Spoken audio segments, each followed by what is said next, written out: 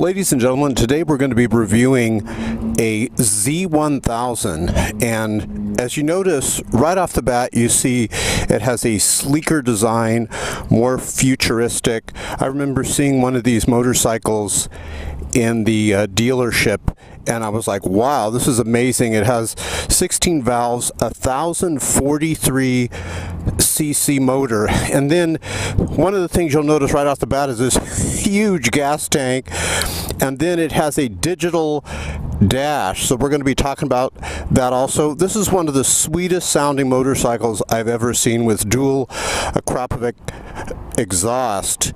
In the daylight you'll have one light on. At nighttime you could put two lights on, or just ride around with two lights, but it's very bright lights. This is a 6-gear bike, so it's one down, then neutral, then second, third, fourth, fifth, sixth, all the way up. Tires are awesome, they grip really well, and what we want to find out with this Ninja, with this Kawasaki Z1000, is it flickable? Is it easy to handle?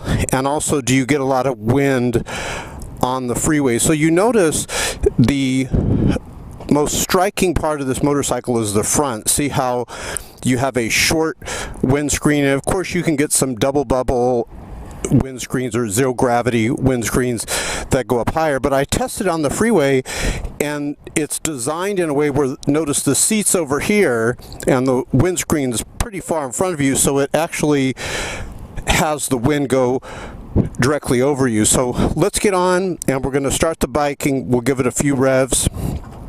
When you hear this, it sounds nice. Now look at the dash.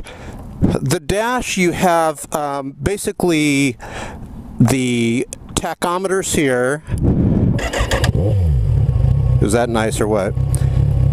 And notice as you're revving it, as you're going up in higher RPMs, the tach will go on. Nothing real complex on the dash, but very easy to read, especially at night. You have a clock, you have the neutral light here, you have the coolant temperature. If it starts to run hot or you're running low on coolant, hasn't run hot on us yet. And then you have, notice your brights right here. And so let's go ahead and do a quick rev.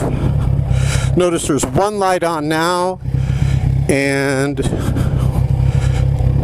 hit the brights and you got your two lights on. But when I heard this bike, I'm like, oh my gosh, this is the nicest, sweetest sounding bike ever. Listen. Oh my gosh. Just amazing. We have the Vortex tank cap here. So what's great about this, there's a little lock here, and you don't have to take the key out and put it in and, you know, fiddle around with the gas. You just flip this lock and then it unscrews and you gas up. So you ready? Let's get going. Now, one of the things I will tell you is the bike is very tall. I'm almost 6 feet tall. I can have my feet planted flat on the ground, but I think if someone was a shorter rider, they may have some issues. You have the throttle here, the clutch lever here, the turn signals, and the kill switch, the horn, the starter, and so let's go. Now, compared to bikes like, let's say, the R6 or something like that, or some very light bikes, this tends to be a heavier bike, but it doesn't feel like that. It just feels really so light. So what we're going to do, we're going to take you to a little bit of the twisties, but first, let's see if this bike gets very windy on the freeways. Go ahead, brother.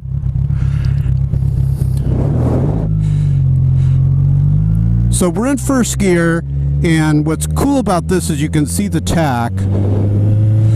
We'll go up to second. You can see the tach as we're going along, hopefully.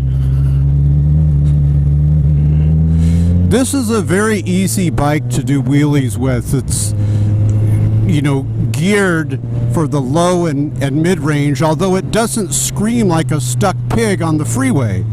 You know, it's very, very smooth on the freeway. So watch how we take this corner. Very flickable. We'll stay in this lane, give it some throttle. Just very easy to handle. It would not be a good first time bike because of the torque, and the first time I got on it, I basically almost did an accidental wheelie because, you know, I had another bike, a R1, and that bike wasn't as like twitchy off the front lines. It was more power on the mid-range and the top end. But now what we're going to do, we're going to get on the freeway, and then I'm going to show you the get up and go. We're going to get on it pretty good. Shifting, you'll notice that it's really short shift. Like, it just seems like first and neutral, and they're all real close together, which, you know, I like that. So we're in second, and here's the freeway up here. Third. But you'll notice we don't get this massive amount of buffeting on the freeway. Really massive power.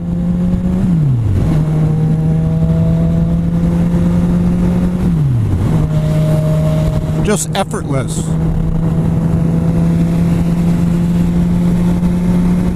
I had thought that when I got on it that the wind would just be hitting my chest so strong that it would not be a very fun bike. Let's downshift here. But it is. It's, speaking of lane splitting, let's show you this. This is legal in California, howbeit not for the faint of heart. But it's easy to lane split with. The mirrors are adequate, you know, I mean, but what motorcycle has great mirrors? But I'm getting used to the mirrors. They're, you know, adequate. So we're going to get off here in the twisties, but you've been able to see acceleration, you've been able to see lane splitting, very, very flickable. Let's flip the brights on so they can see us here. So we're going to get off here, so let's downshift. Can't get over how nice that exhaust, a Kropovic.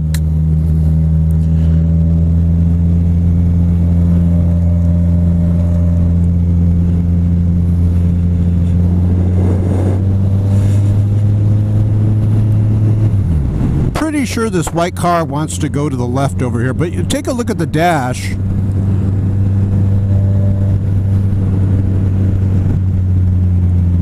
Yeah, looks like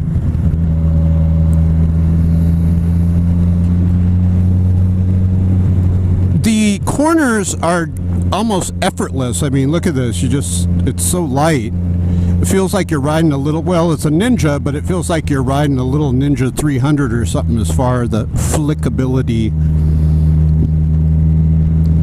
Let's see if I'm right about this white car. We're getting off here, but yeah, this white car is going to be doing that. So check this here. As we go through this corner here, watch how it effortlessly goes to the right. We're going about 47. Notice it says exit 30, so we're slowing down. We're going to pull back on the left. Watch how that just leans us into the right, just really effortlessly.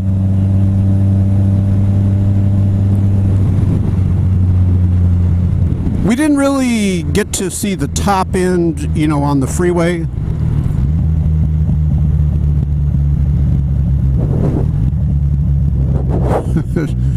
But we'll get to see some twisties here.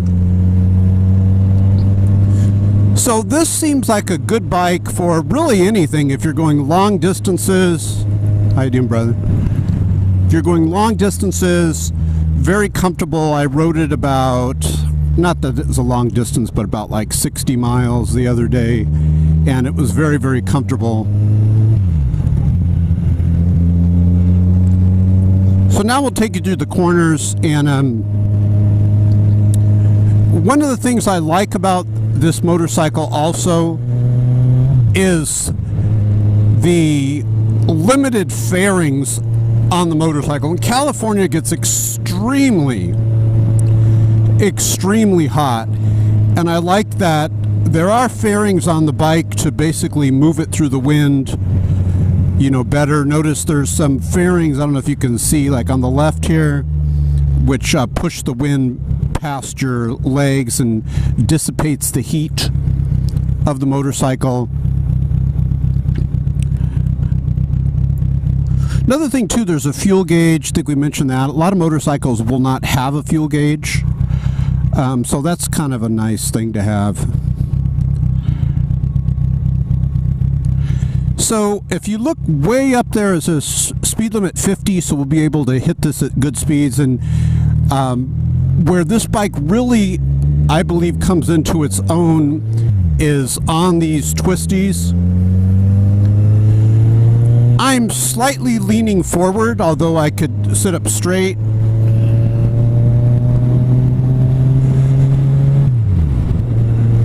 So watch this, we'll get on it right here. Just immediate get up and go. You know, it does seem very torquey, and in that I mean that you don't have to really wait for it to get to a certain level on the tack for you to have power. It seems like the power is spread out through the power band very well. And of course, it being a fuel injected bike plus 1043 cc, pretty good size on the cc. And then also 16 valves, very smooth. It seems like predictable power through all 6 gears. You know, if you've ever ridden like a R6, for example, and by the way, to get back to the R6, see where we're hitting these bumps? Doesn't feel like the fillings are going to fall out of your teeth. It takes the bumps very well.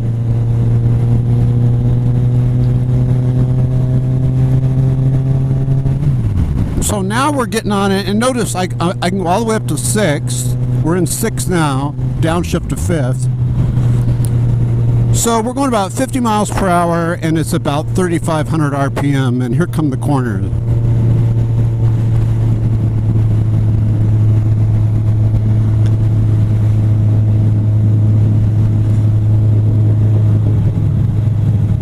That's the sign we'd like to see.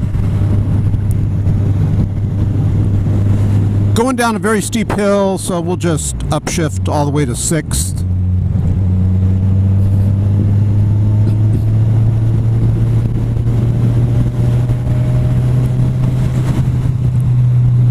When you're at a light, you get a lot of looks, a lot of compliments on the motorcycle. It looks type of motorcycle like Darth Vader would ride. The futuristic look, I really like it. Gone are the big giant plastic windscreens, you know, that are in front of you. And again, I was thinking maybe I'll put a zero gravity windscreen on here because I've seen them, they go up a little bit further. But I've been at pretty good speeds on the freeway, and the wind just basically goes over you. The wind, some of the wind that does hit you seems to be, you know, dissipated by the front fairing here, this windscreen right here. Now the dashboard is adjustable. You can adjust it and tilt it like so. I guess if you were a shorter rider, you would maybe tilt it more like that. Brakes seem excellent. So we're in 6th, and let's test out the engine braking. So you know, we're talking about engine braking. You can get your ECU, you can program your motorcycle to not have engine braking, which means you just coast when you're coming to a stop. I like engine braking because it's just a little added control of the motorcycle. Notice we're in 5th, 4th. There is engine braking. 3rd.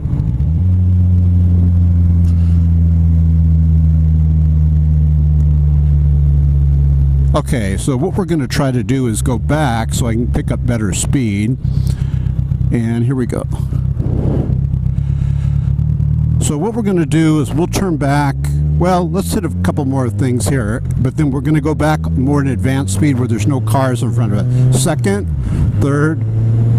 But I mean, watch, check this out. Just amazing power.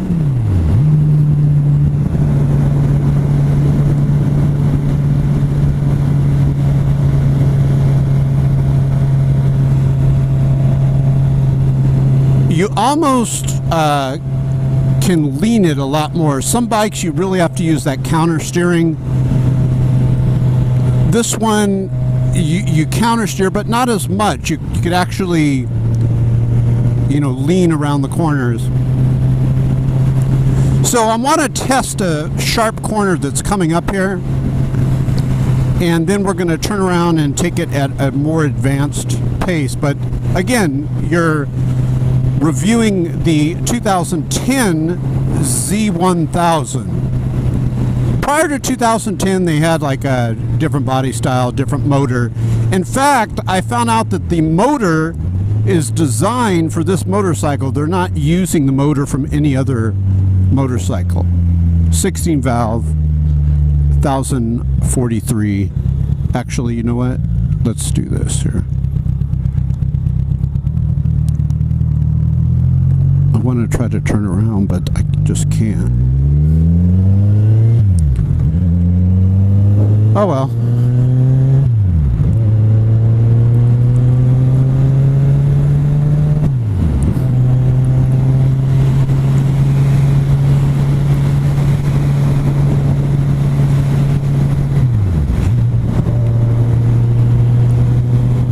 We'll turn around up here.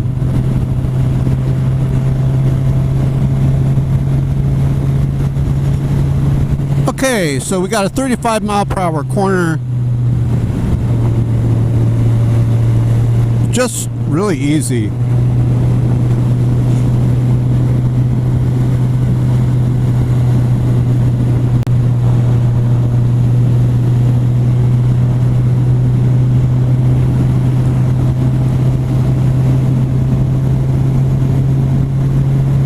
Ah, this is the corner we're talking about. Upshift.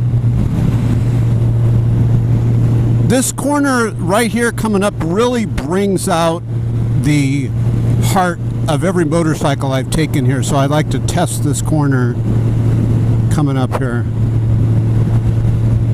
after the stop sign. You'll be surprised, this corner that we have coming up, some bikes you really got to manipulate it into the corner. I mean, and then some, like when we test drove the 300, the Ninja 250, some of them you just go through it. So here it is right here. So check it out. It says 30 miles per hour. This is the corner that's, I'm not too familiar with this bike as far as in the twisty, so this will be interesting. I've never taken this corner over here on this bike, so let's see.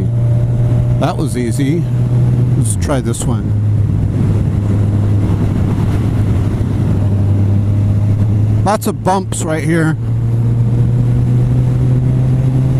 Yeah, I think if this road wasn't all cruddy like it is, it'd be pretty good. But right here we got, on this little black patch here, we got a lot of bumps. Okay, so now let's see if we can turn around anywhere here where there's no gravel.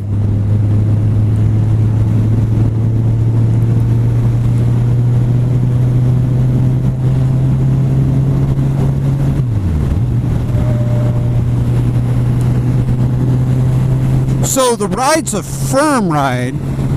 It's firm, like when you hit the bumps, and it is adjustable somewhat, I heard. But when you hit the bumps, you'll get a little bit like, you know, airborne and stuff like that, if the bumps are pretty bad.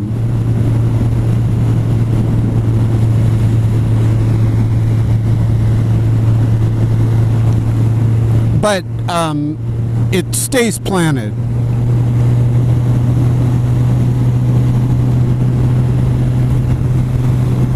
Okay, here we go.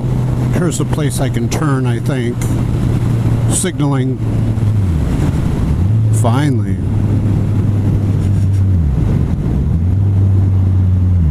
Alright, this is where we want to turn back.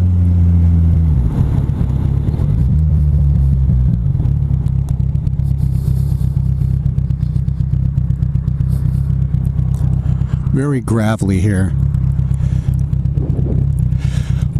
One of the things it does do, like corners, very slow, narrow corners, like U-turns, when you gotta do a U-turn, pretty well. So let's let that guy get some speed ahead of us. Darn it. Well, this guy's flying, so this will be good. Here we go.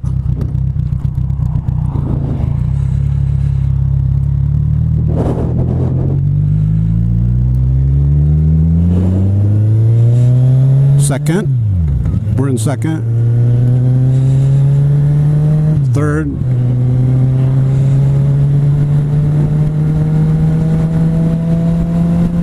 Fourth.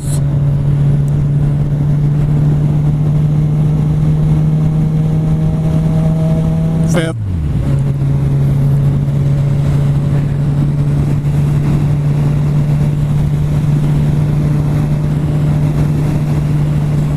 Another thing too is the seat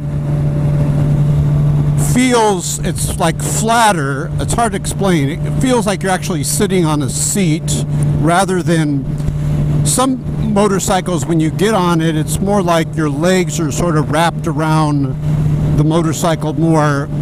But this is very, very comfortable. It doesn't seem like you'd get a sore rear end on this seat.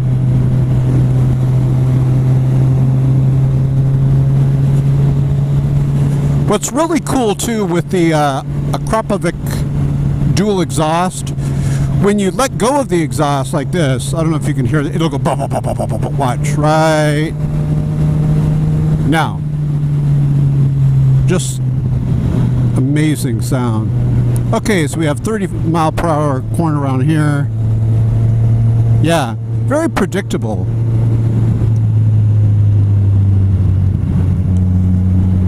Yeah, almost just leanable. Now, these bikes are hard to find used.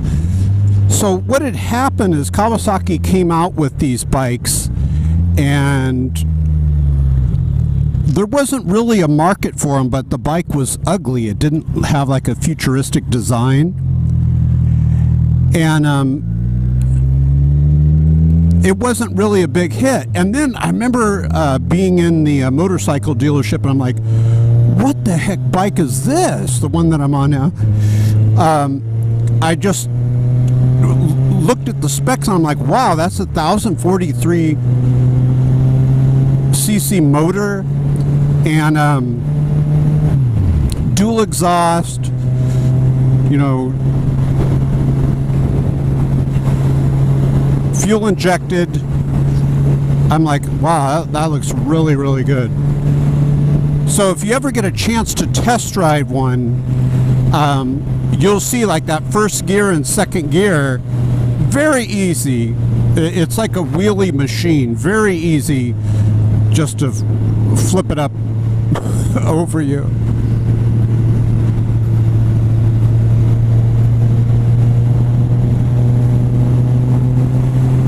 And you know, I've ridden other motorcycles like with this power and less power than this, and they,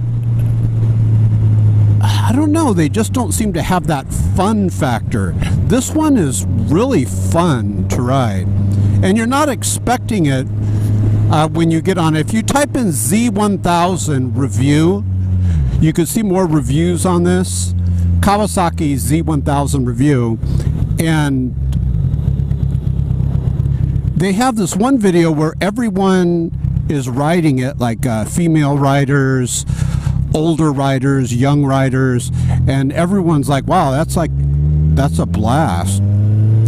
There's another one you can see where this guy, he's a British guy, I believe, and he gets, and we're gonna pick up the pace over here, guys.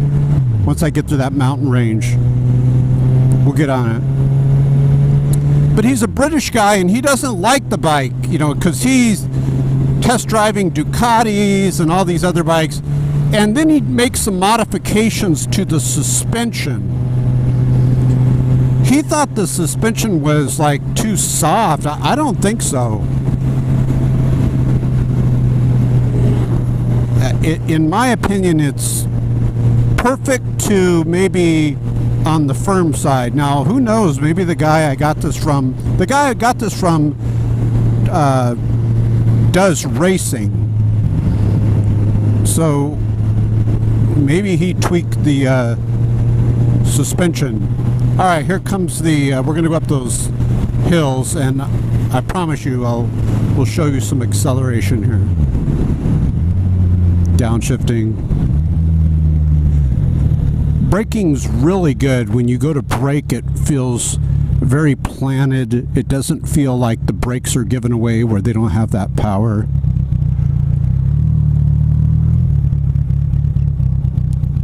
Okay, good. You ready? Here we go. Now there is a place up here where we can pass.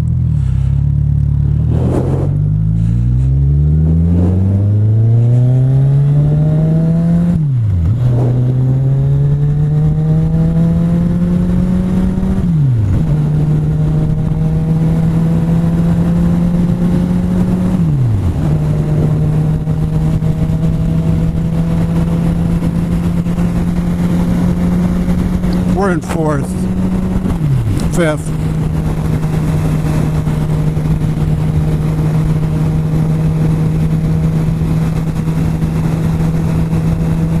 Now, check this out.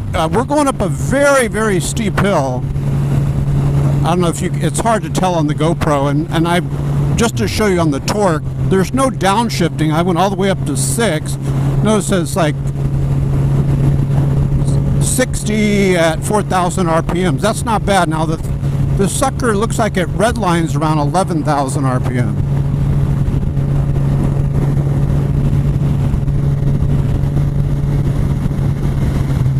What the heck happened here? I think he meant to do that. So we're still in 6th. So that's one thing. You could like stay in 6th going slow or fast, like it's got the torque.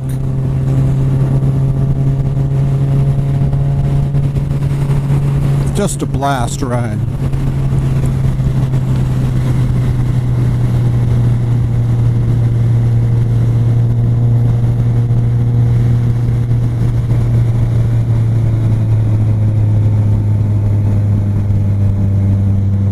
Still in 6th at about 3,000 RPMs.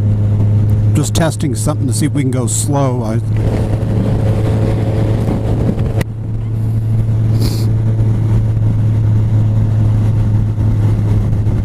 Amazing.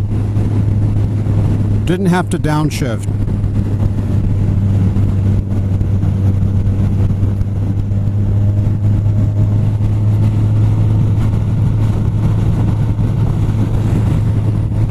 What kind of struck me too is there's no temperature gauge. There is a coolant light that I guess comes on if it's starting to overheat, but there's no temperature gauge.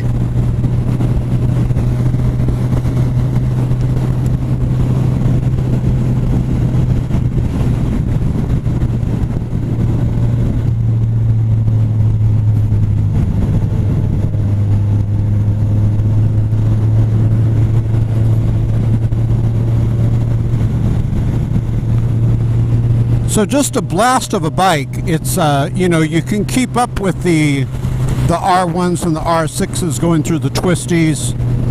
I think in the hands of a very skilled rider, they could even give them a run for their money and, you know, pass them up.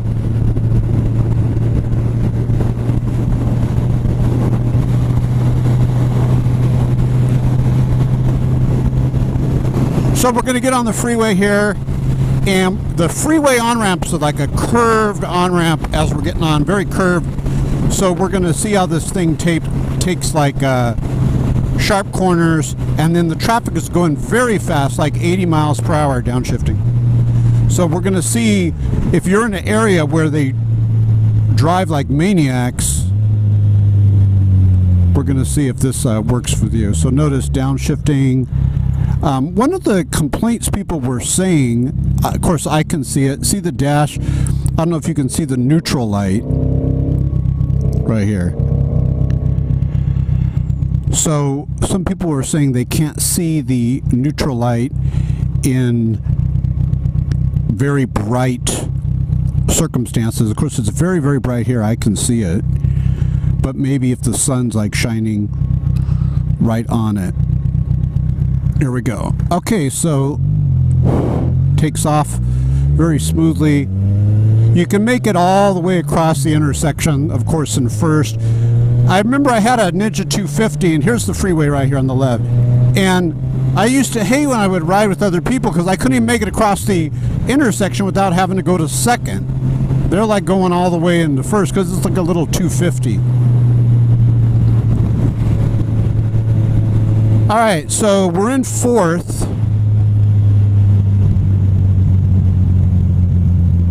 I'm going to downshift to third because these guys are stopping. I don't want to stop. Still in third. So notice we're at 2,000 RPMs in third. See how they're flying here. That's about 80, 85. Third, I'll go up to fourth. Let's see. Yeah, you just throw it over. Very easy. It never feels like you're losing control of it.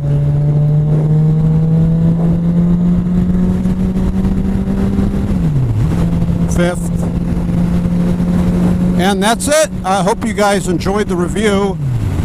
This is a 2010 2010 Z1000.